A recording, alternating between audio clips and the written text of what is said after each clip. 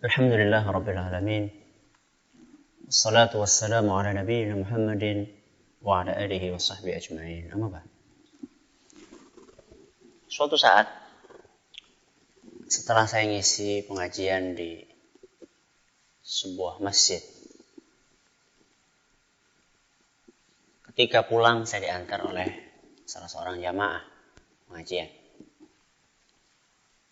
Dia bercerita tentang pengalaman dia yang unik tapi menyedihkan.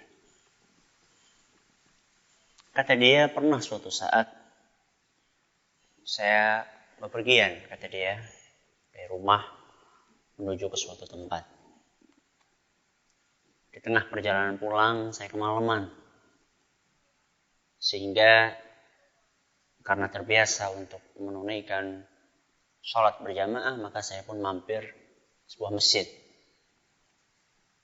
Masjid yang cukup besar, cukup megah. Saat itu sudah masuk waktu maghrib. Sesampainya di masjid, ternyata lampu belum dinyalakan. Maka dia pun menyalakan lampu yang ada di masjid. Tak, dia nyalakan. Setelah dia nyalakan, dia mau adzan tapi jangan-jangan ada muadzinnya. Akhirnya dia tunggu. 1 menit, 2 menit. Sampai 5 menit ditunggu. Ternyata tidak ada yang adzan. Akhirnya wah ini mungkin muadzinnya lagi kemana. Akhirnya dia yang adzan. Dia adzan. Allahu Akbar, Allahu Akbar. Dia adzan sampai selesai. Ketika dia selesai adzan, ditunggu kok nggak ada yang datang. Kemudian setelah selesai adzan dia, kalau gitu saya sholat sunnah dulu 2 rakaat. Sholat qabliyah maghrib, sholat 2 rakaat. Siapa tahu ketika tengah sholat nanti ada yang datang. Sholat 2 rakaat, selesai sholat nggak ada yang datang juga. Akhirnya dia qomat. Dia pikir biasanya kalau orang itu ke masjid kalau udah dengar qomat, mereka akan lari-lari kalau udah dengar qomat. Hanya dia benar, dia qomat. Allahu Akbar, Allahu Akbar sampai akhir. La ilaha illallah. Tengok kanan kiri belakang, tidak ada tanda-tanda kehidupan juga, nggak ada yang datang. Dia pikir kalau kayak gitu biarlah saya mungkin dimulai sholat dulu. Biasanya nanti tengah-tengah sholat ada yang datang. Tengah-tengah sholat ada yang datang, siapa tahu ada yang jadi makmum. Benar, dia sholat 1 rakaat, dapat. Begitu dapat 1 rakaat, masuk ke rakaat kedua, ternyata pintunya digedor. Dor. Alhamdulillah nih ada teman, kata dia. Alhamdulillah ada teman. Udah 2 rakaat, 3 rakaat, selesai. Assalamualaikum warahmatullahi wabarakatuh. Assalamualaikum warahmatullahi. Ketika dia nengok ke belakang, ternyata nggak ada siapa-siapa. Di belakang nggak ada siapa-siapa. Akhirnya dia agak gemeter juga. Bulu kuduknya yang tadi bisa biasa mulai merinding. Wah ini jangan-jangan siapa tadi yang gedor-gedor pintu.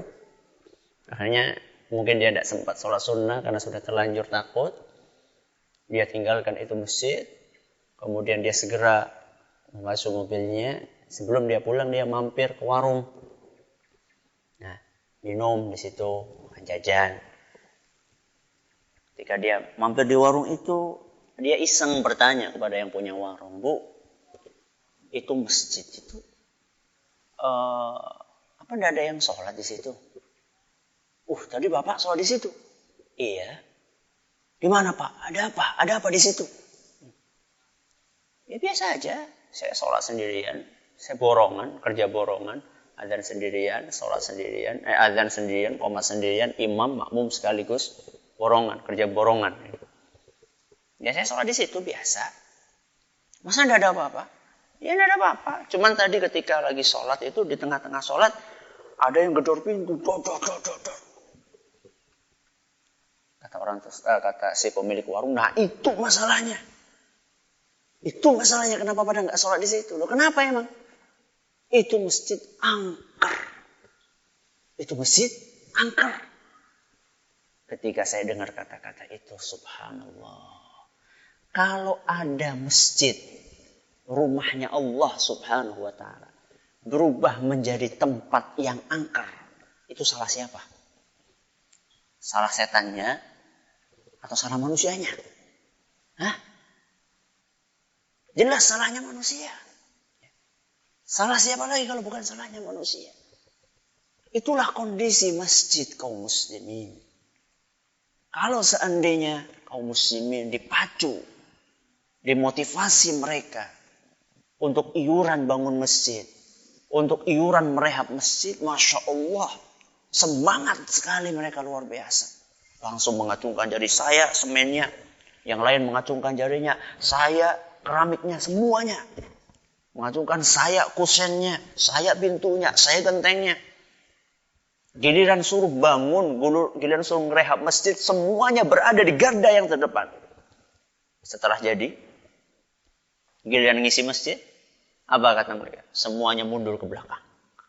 Belakang sendiri. Inilah kenyataan yang ada. Saya bukan sedang mengatakan jangan bangun masjid. Saya bukan sedang mengatakan jangan rehab masjid. Tapi janganlah cukup sampai di situ. Kita itu dituntut bukan hanya untuk membangun masjid. Tapi kita juga dituntut untuk memakmurkan masjid.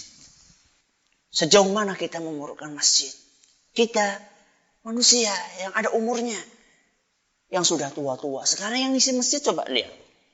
Nah, udah batuk-batuk, udah bungkuk-bungkuk. Nah, udah peot-peot. Anak-anaknya pada kemana? Kalau mereka yang tua-tua ini sudah mati, siapa yang mau melanjutkan masjidnya? Maka mari kita berusaha untuk mengajak anak-anak kita, untuk mengajak putra-putri kita ke masjid. Ya. Supaya apa? Supaya ada generasi penerus yang akan mengisi masjid kita. Sehingga masjid kita tidak berubah menjadi masjid yang angker seperti masjid tadi. Anda pengen supaya masjid di kampung Anda tidak berubah menjadi masjid yang angker, ajaklah putra-putra Anda untuk ke masjid bersama Anda tentunya. Jangan sampai Anda hanya mengajak putranya ke masjid, sedangkan Anda sendiri enak-enak nonton TV di rumah atau enak-enak untuk bersanteria di rumah. Jangan sampai masjid Anda menjadi masjid yang angker. Semoga yang sedikit ini bermanfaat buat kita semuanya. Wallahu ta'ala a'la wa a'lam. Subhanakallahumma wa bihamdik, asyhadu an la ilaha illa anta, astaghfiruka wa atubu ilaik. Wa akhiru da'wana alhamdulillahi rabbil alamin.